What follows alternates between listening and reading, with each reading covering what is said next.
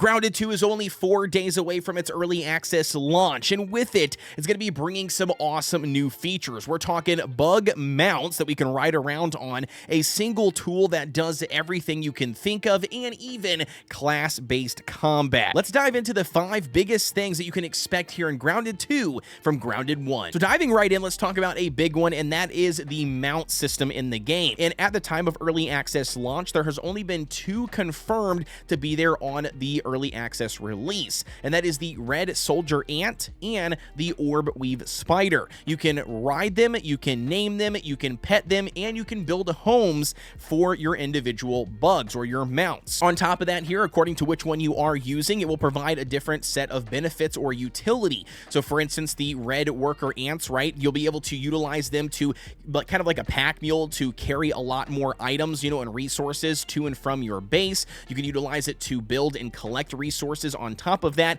and additionally, if you do utilize it in combat, it will have an ability to call 2 other worker ants to assist you in combat. So again, really cool here. Obviously utilizing this for building and resource gathering. This is probably going to be your general overall really good mount to use. And secondly, we have the orb weave spider. Again, this one's going to have various utilities according to the situation. If you guys are in combat, you can utilize its web defensive mechanisms, which will allow you to mitigate some damage by utilizing your web. Secondly, here you could slow enemies, obviously, as one would expect. And third, and probably the most important one here for the orb weave spiders, it is going to give you the ability to actually traverse spider web bridges in the game. So areas that are going to be closed off until you do get yourself a orb weave spider tamed, you won't be able to access those. It's also important to note that according to which difficulty level you are playing on for Grounded 2, that does change the outcome for your individual mount, whether it's the ant or the spider or any mounts in the future,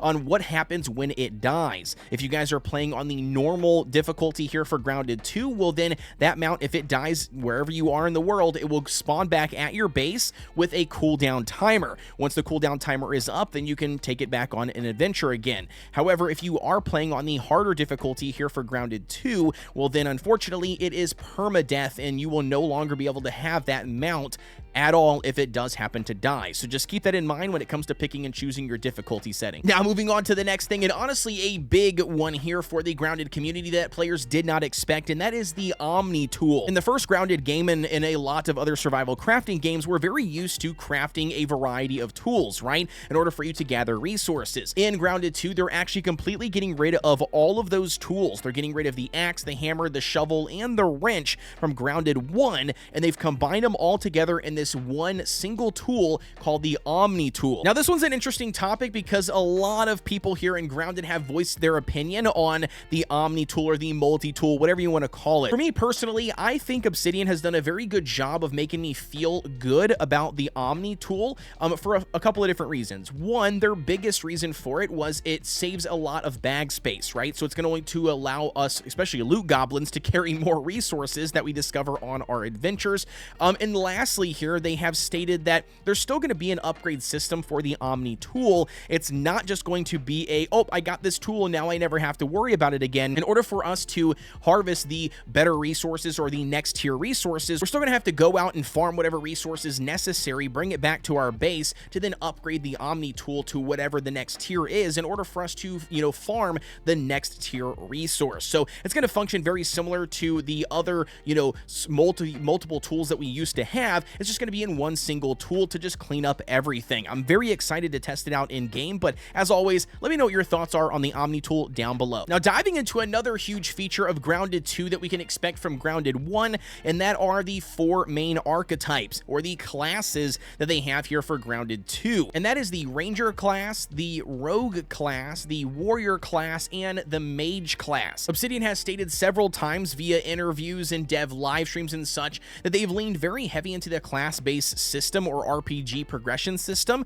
for Grounded 2 compared to what they did in Grounded 1. Now, I didn't necessarily play Grounded 1 all the way through, so I don't know exactly where they left off for Grounded 1 when it comes to classes. I believe mutations had something to do with that, but nevertheless, they have decided for Grounded 2 that they are full-blown diving into the class-based system, which I absolutely love. As I grew up here on World of Warcraft and other RPGs like Skyrim or Elder Scrolls, you name it, that it makes me very excited for a little mixture of both worlds, right? Survival crafting and RPG elements to just really build out the character that you want to play and to play as whatever play style, you feel. And especially when it comes to a small group setting like Grounded 2, man, it's going to be absolutely awesome. And on top of the archetypes and mutations, guess what? As you probably guessed, they also are adding a ton of new armor sets and weapons to further go along with your build of choice. If you guys are playing a tank, there's going to be some heavy armor and heavy weapons for you to utilize to your advantage that will give you the exact perks that you are looking for to assist whatever build you are going for. The same thing goes for an assassin class, finding different weapons types to utilize there to be more sneaky, or to let you give you more agility to get around a little bit faster or to consume less stamina. I mean, you name it, it's going to open up a massive world when it comes to character building here for Grounded 2 compared to Grounded 1. And now diving into another big new thing we have for Grounded 2, and that brings us into the new biomes. Here for Grounded 2 confirmed so far, we have the Frozen Zone, which is essentially going to be the tipped over ice cream truck. We have the Toxic Wasteland, which is going to be the garbage. We have the pond water area, we have the greenhouse, and the statue zone. And every one of these biomes will come with its own set of challenges. You can expect environmental hazards, new enemies, new bosses, a ton of new resources to harvest and gather, and of course a ton of new blueprints and recipes for you to learn to then craft and utilize to your advantage. Everything that I've seen so far, Grounded 2 is shaping up to be one of the best, if not the best, survival crafting game to launch here in 2025. Obviously, we're only going to be able to tell here when the 29th officially drops, but I myself am very excited and I will be playing the game as soon as it does go live. As always, guys, let me know what your thoughts are on this down below in the comment section. Thank you so much for staying and hanging out with me. Don't forget to like, comment, and subscribe here on the channel if you enjoyed this video. And with that being said, as always, guys, I'll see you on the next one.